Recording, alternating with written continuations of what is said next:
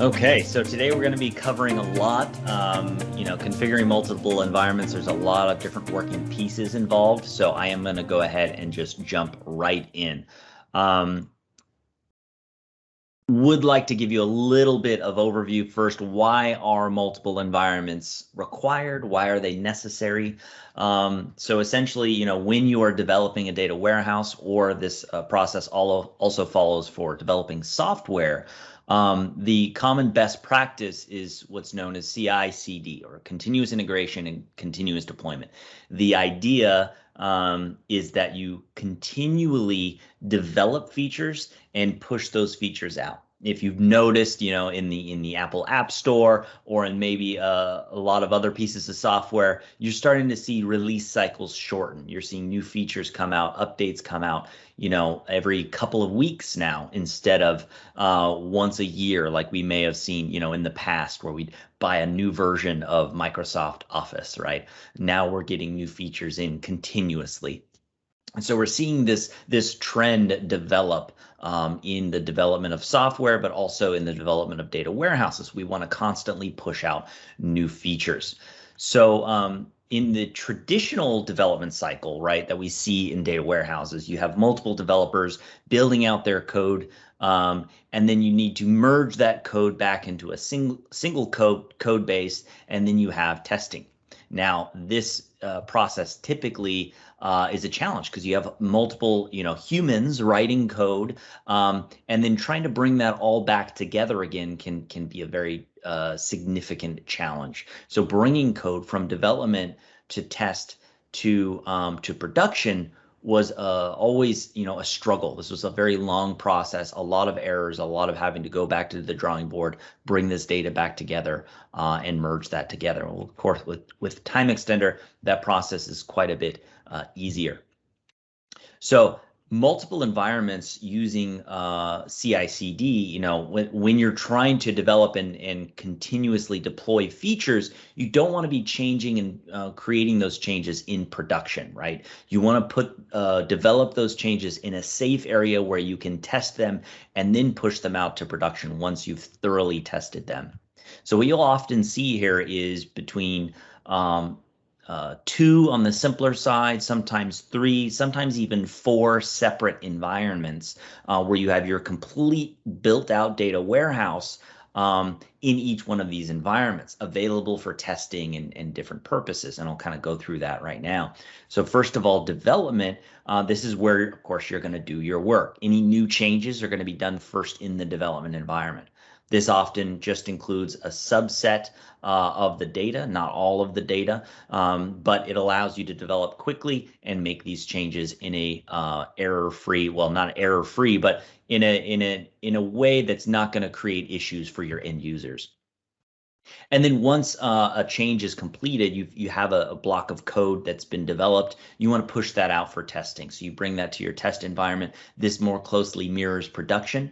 You want to make sure everything's going to work, right? So that works. And then you have often, sometimes what's called user acceptance testing. There's this additional environment here. And this is an environment where there's actually production reports that are attached to this environment, right? So users are actually able to see the changes that are made in their reports and say, oh yeah, this all looks good to me.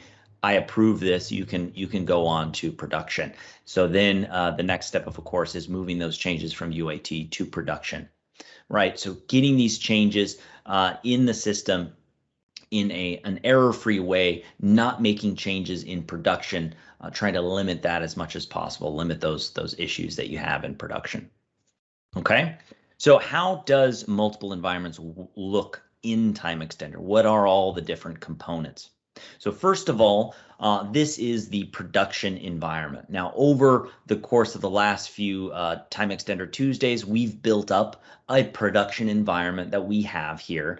And you'll see we have the app server, right? This is the first piece that we built, right? We created the ODX in there. We created a project repository in the SQL database here. Then we created a data lake. We connected the ODX to that data lake. We started loading data with Data Factory. and then loading from the lake using Data Factory again to a SQL data warehouse, and finally a semantic model. So we have all of this built and working here in our TimeXtender environment, in our TX Tuesdays environment. Since we already have a production environment, what I'm going to show here, starting with production, especially since the ODX server is in production as well, and we're going to build out the development environment. So that's what we're going to do here in today's session. We're going to build out the development environment, and we're going to connect these two environments together, and we're going to see a multiple environment transfer happen across these two different environments. What you can do additionally is create a third environment, right? Add intermediate environments as well. You can have a test environment, UAT environment. TimeXtender supports really as many environments as you want or could need to have. So, I've seen all the way up to, 5 different environments for specific use cases. Typically, you'll see about 3. We're going to go over creating 2 because the steps to add additional environments is nearly identical. So we are going to go over all those different steps today. All right.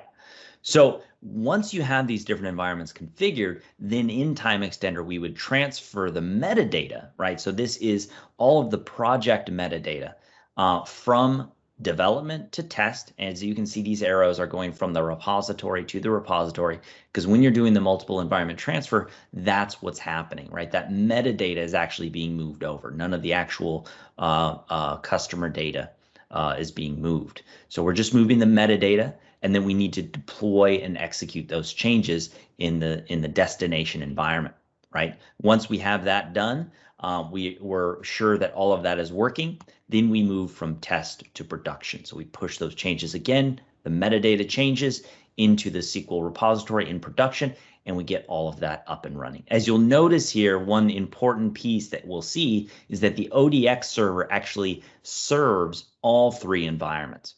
And that's because really the data sources that you're going to be using match across all 3. You have a data lake. This is all of the raw data for your organization. And really, so that raw data is going to feed all 3 different environments. All right, so you have that in TimeXtender, that single ODX service that's bringing in the data, storing that in the data lake, and then the 3 environments pull that data from the data lake into those separate, distinct places. Okay, so now to get started with this session, we do have a few prerequisites, some things that I've already done. Obviously, we have our production app server created. That's what we've done over the last few sessions here for TimeXtender Tuesdays. And then next, I've also created a development app server. So I do have that development app server already created and ready. It's connected to my production ODX. So we're going to start there, and then we're going to build it up from there. So we have those 3 different pieces. Let's go ahead and jump right in. The first step right here is to create a repository database for each environment. Okay, each environment, this is one specific requirement of multiple environments. Each environment does need to have its own repository database connected to it. Okay, so let's make sure that we have that. Going into our separate machines here, we have our dev machine here on the left, and then I have my production machine here on the right. So 2 separate machines. You can see the background on this one is quite a bit darker, so we'll know this is production. This is the one that we've been working and building on. We have our TimeXtender Tuesdays project. We're connected to that cloud repository here. So we do already have a repository database created for a production environment. What we need to do now is we need to go into the development, where I do have an app server created, but I'm not yet connected to a repository for my development environment. So let's go ahead and get that created. So click to set up a repository, and I'll copy the SQL server name, the Azure SQL database name here, and we'll get that working. So just going to load the environment settings there. Okay, so I'll paste in. So in this case, I'm going to use the same exact Azure SQL server that I have for production. You may want to separate those because compute is actually completely distinct from the server. You don't need to think about it in the same way like a traditional SQL server. It's actually okay to have development and production being done in the same Azure SQL Server, as they do not share compute. One benefit that you might get, though, is having a separate firewall. So in the Azure SQL Server, the firewall is set up on the server side. So by separating those two, having two separate servers, you'd have a little bit higher or better security. But again, it's not completely necessary. I'm going to be using the same Azure SQL Server for both environments in this specific case, but you may want to use two different ones. Okay, so let's go ahead. I'm going to put in my username and password here. Just copy and paste these over, and we'll get these put in. Okay, so database, I'm going to do TX project repository _dev, and I'll click create. Okay, so that's going to talk to the Azure SQL Server. It's going to say, hey, create this database for me. And it's going to go ahead and create that database. So let's look at our next step. We need to create a service account for each environment. And this is actually, to be more specific, each destination environment. So non-development. Our first environment doesn't actually need a server service or a service account necessarily. Maybe to run a schedule it might, but only the receiving environments need to have this service running. Development's not going to be receiving a project from any other environment, so it doesn't need to have this service. So we're going to set this up in our production environment. So let's go back to here. Let's go into our production environment, and we'll create this service. So I'm going to go to computer management here. We'll go to local users and groups, and I'm going to add a user. Call this TX prod service. And here, I'm going to change these settings. User password never expires. So I'm going to put in a password here.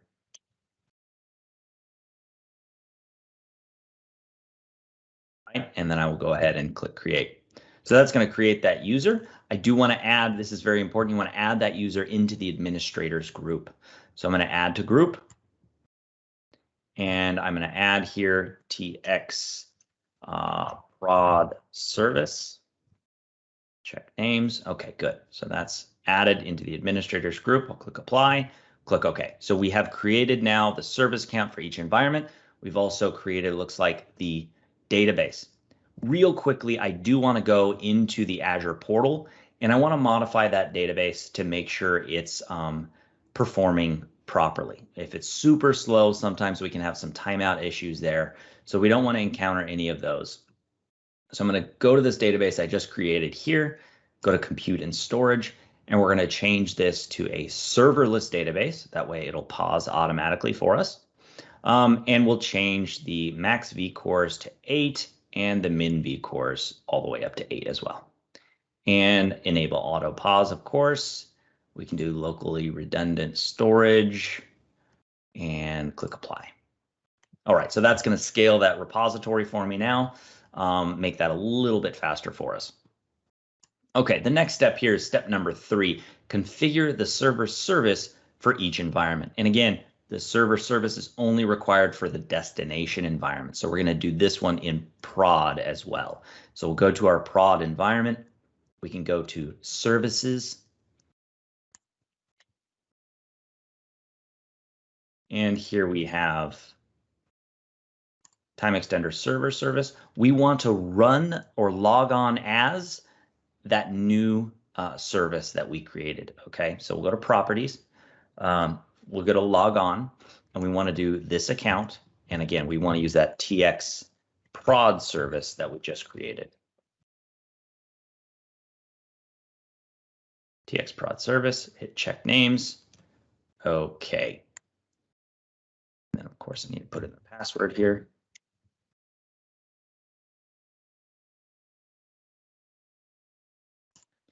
Let's set this to automatic, click apply.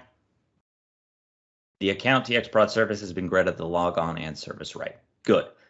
We can't start it yet. If I were to try to start it, it would notice that there is actually, you know what? I can start it. So one of the steps is you want to make sure you have an environment first. I do have this local environment here because we actually set that up during our initial setup. We created these databases as global databases with a local prod environment. So the first thing the service does is it checks to make sure there are actually environments there. We can actually start this service because there is a local environment. So let's go ahead and hit start. And let's see if that'll work. Oh, you know what? We skipped a step here. So I need to assign the service account to the respective repository database. So I need to tell this TX prod service which repository database that it needs to connect to find that metadata. So let's go ahead and do that again in prod. Yeah, see, it's not able to start that. So, and I'll show you how to do that real quick here, is we need to find the TimeXtender.exe.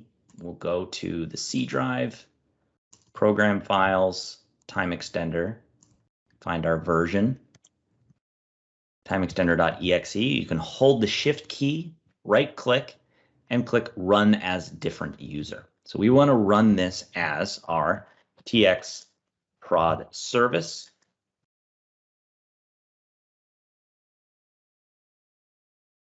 Okay, that's going to open TimeXtender as if I were logged in as the TX prod service. You can also, of course, just log into your VM as that user as another option as well. Of course, we want to put in the ODX information. In this case, it is localhost because it's on the same server. Let me get the password here. Okay, and then we want to make sure we're connected to our repository as well. So put that information in, same as before.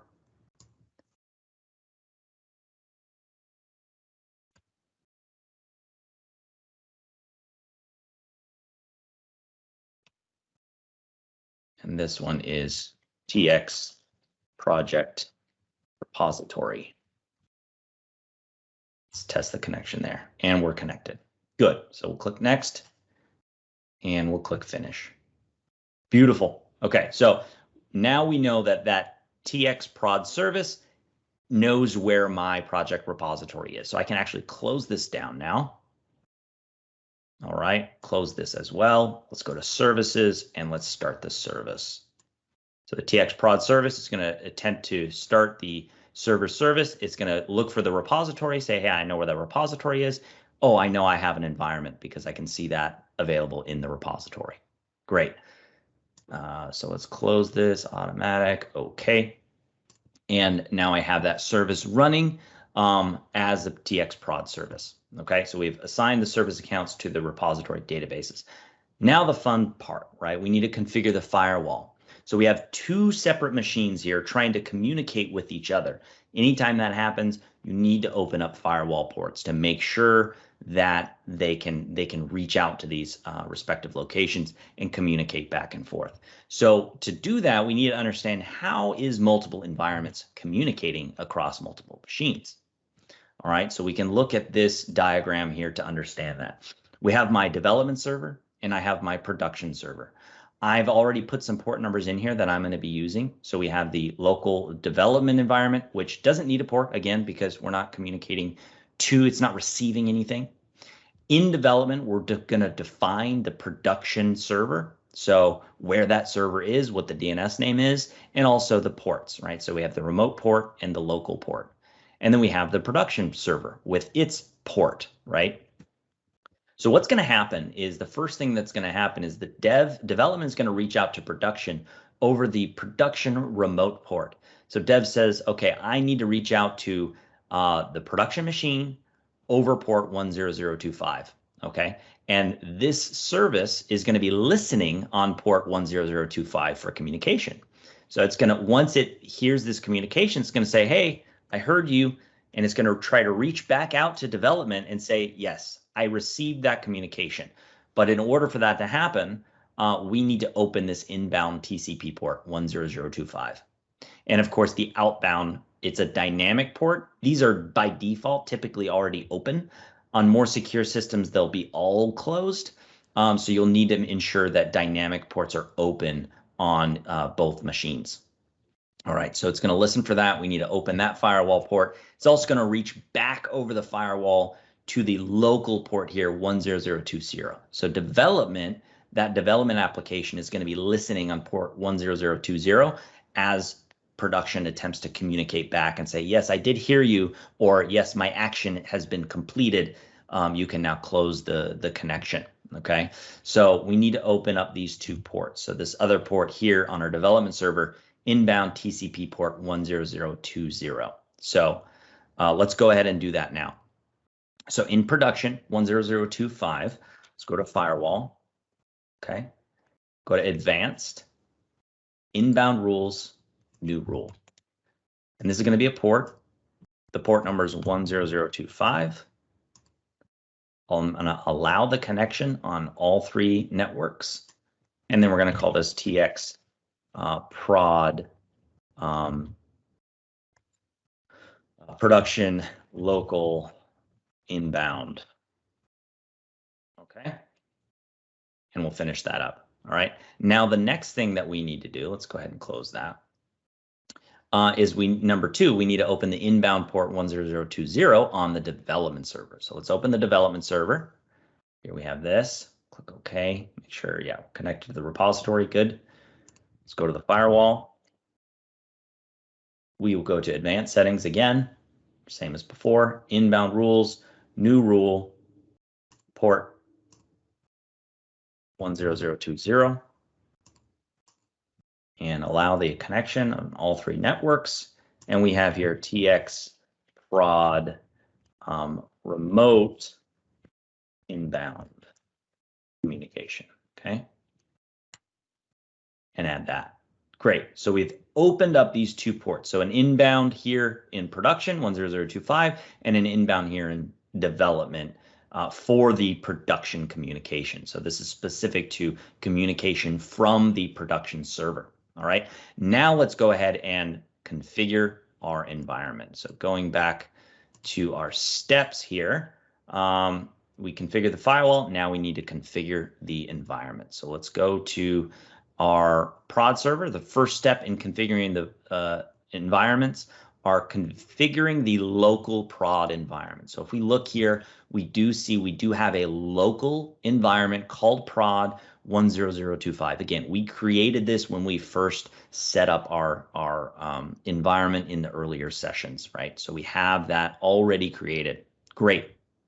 Now what we need to do is we need to create, and we've also started the production service. So if you are following along in this guide, the next step is to start that production service, which we've already done as well. So we do have that service running. Okay.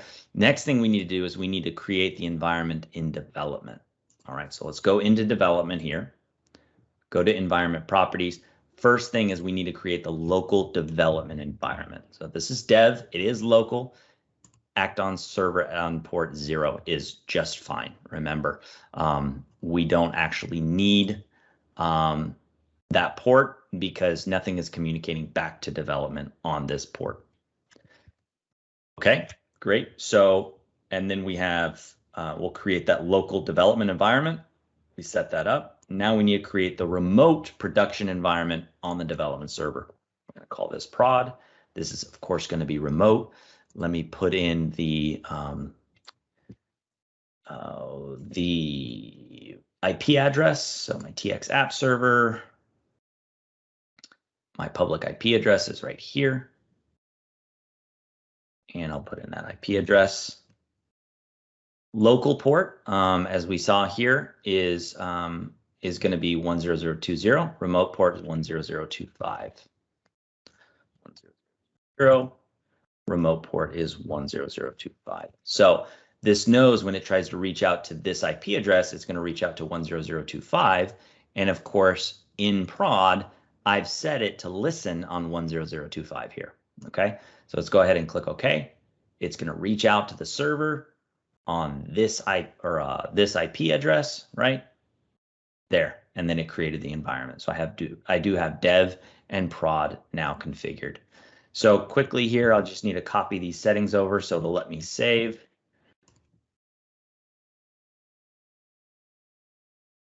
Once we have those settings in there, we can actually do a multiple environment transfer.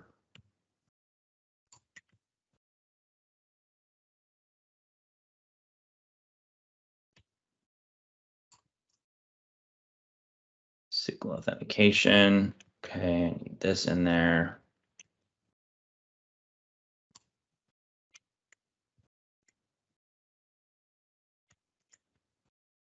Great. Okay, so now I've configured multiple environments. Of course, the next step here is to get my project that I have in production. We'll open this up, TX Tuesdays. I do have this project we've already created. I need to export that and bring it in to development, right? Because we can't transfer backwards. We can't go from production to development. It just doesn't work like that. We can only go from development to production. The other piece we need to set up here as well is to ensure the sequencing is correct. So we have this sequence number. This is important. So we can see development is sequence 0, prod is sequence 1. So that's good. That's how we want it. We want it to move from dev to prod. All right, now I've exported the project.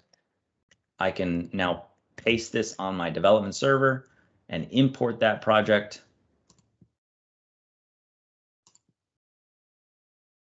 Once I have a project in development, I can transfer that project from development to production. I need to close the project in production first, otherwise it'll yell at me and tell me somebody has that open.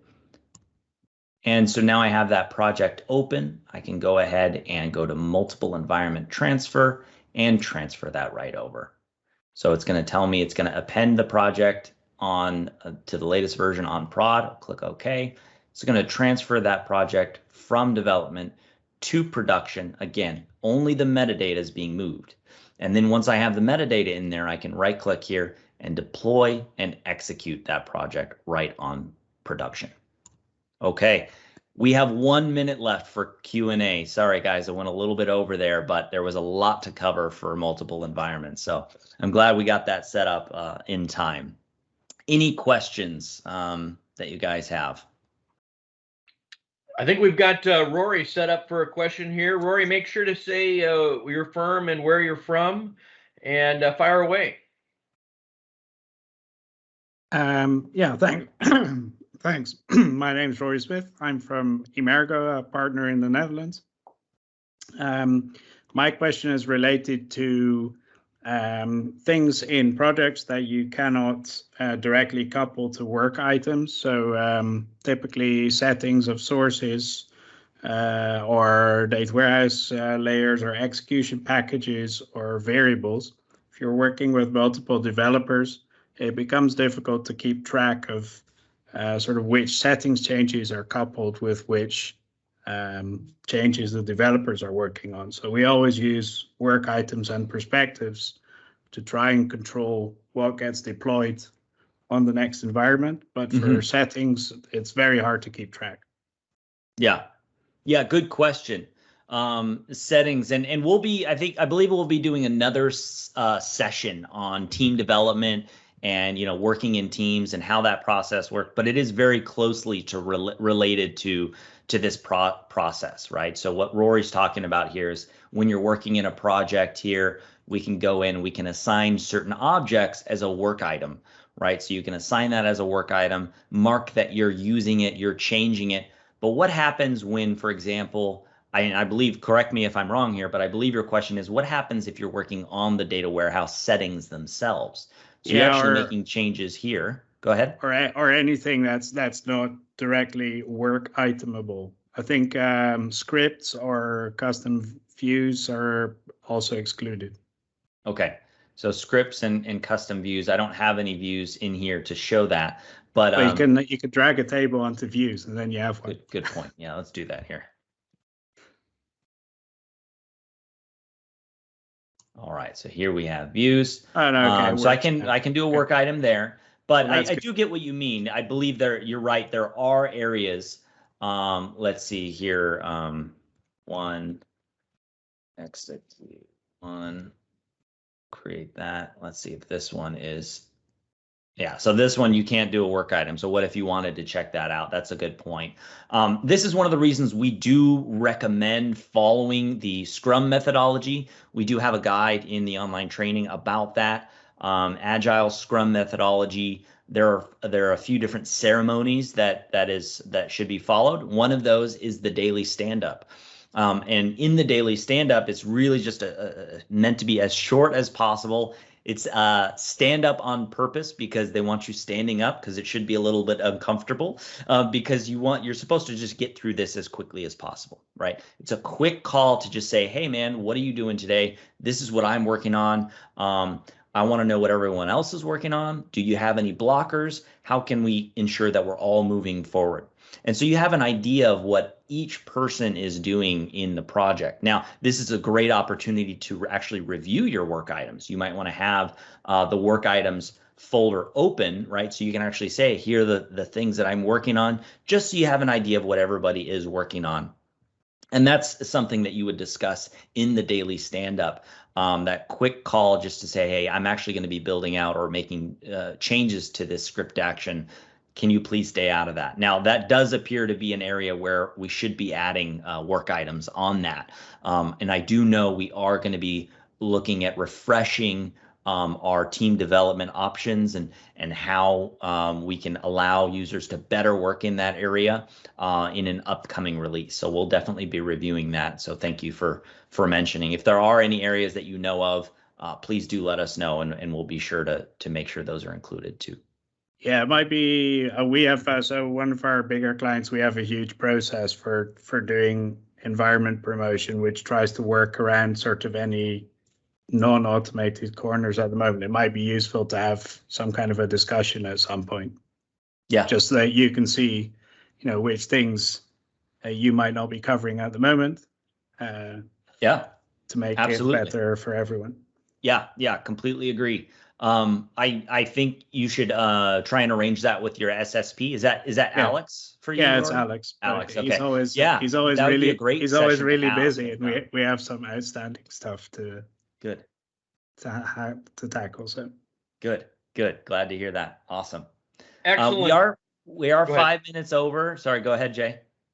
I was just going to say, excellent question, Rory, and we really do appreciate you, because you are our most regular attendee, and it's just super great to have you involved. And thanks for being here. And if Joseph, you don't have anything else, we'll just wrap her up. Yeah, I think we should. There was one question I just want to touch on real quick by Rob Jackson. And he asked, when you push changes from dev to prod, is the entire project moved? And yes, that is how it works in TimeXtender. The entire project is moved over from development to production. And so what that does is that essentially changes how this process works right here. So in a traditional process, you would have all of the merging be done after the fact. At the very end, everybody's scrambling to bring all these pieces together. In TimeXtender, what we've done is we've shifted that process to the forefront. We've shifted it to say, hey, you know what? Before actually you get into any big entanglements with other people, why don't you address that now? Let's take a look at that. Let's make sure we can bring all these pieces together now.